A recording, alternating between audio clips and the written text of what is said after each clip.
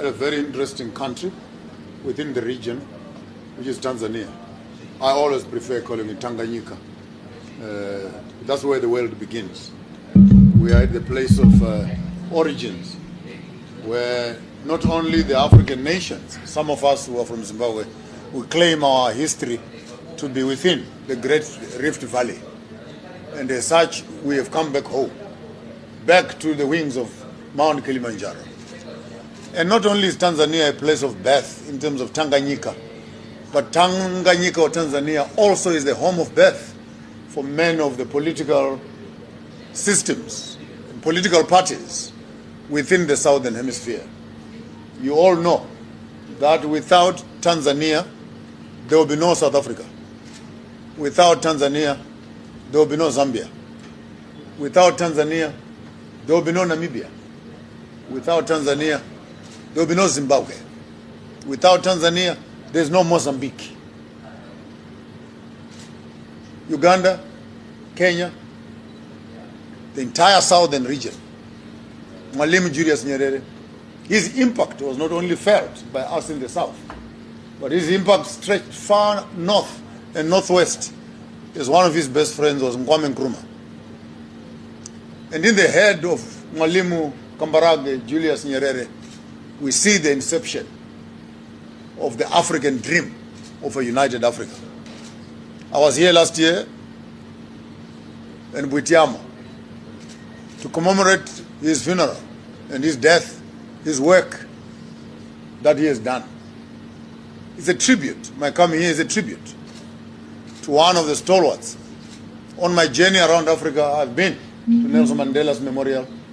I've been to Samora Machel's memorial. I've been to Semu Nuyoma's memorial.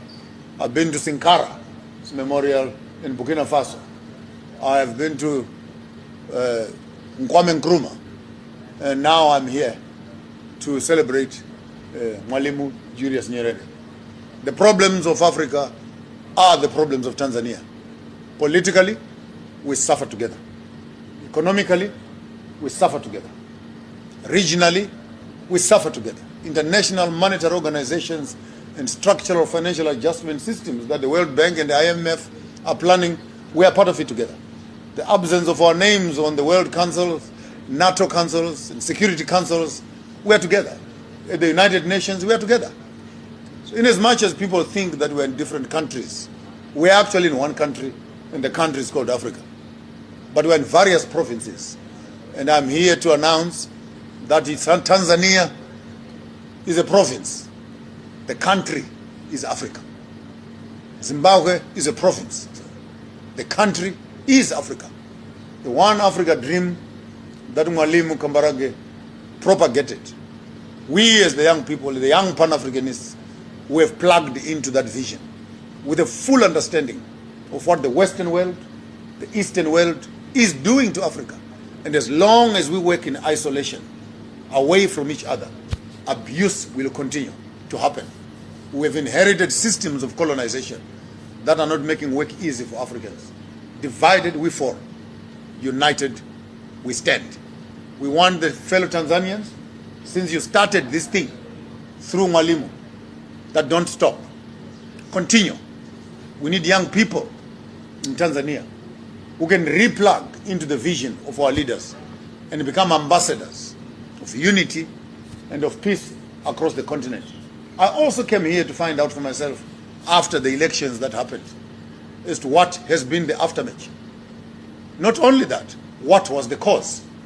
Not only that, if the young people should be given and take the government as they desire to, are they able to? Do you have capacity to run this thing? Or it is just frustration that is coming out of an electoral system which does not speak to the understanding of the future that we want? I want to find out from you as young people, what kind of a future are you looking for? And what are you doing to make sure that that future comes out from wherever it is? But I can sit here as an old man and tell you, as long as you think that you will change leaders without changing the quality of your thinking and transforming the system, we'll be changing hyenas with foxes, and the sheep will always be disappearing. The problem is bigger than your leaders. The problem is the inherited colonial system that the entire African continent has inherited from whoever, for whoever's benefit.